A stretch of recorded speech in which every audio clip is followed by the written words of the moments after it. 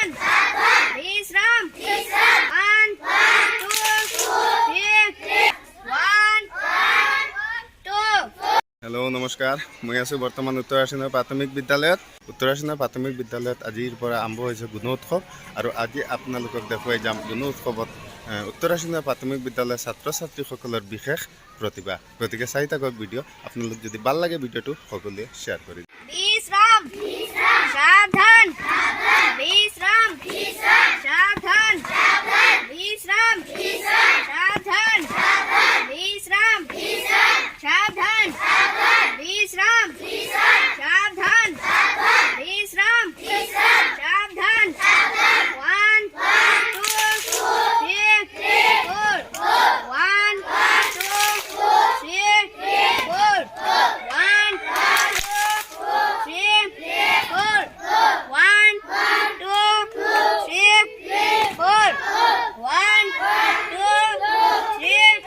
4 1 2 3 4 বিশ্রাম 1 2 3 4 1 2 3 4 1 2 3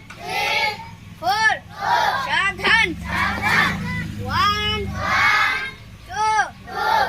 3 4 1 2 3 4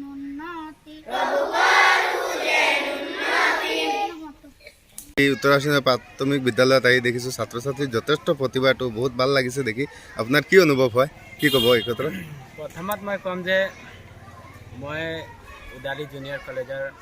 মদন শাহ এজন লেকচাৰৰ হওঁ আৰু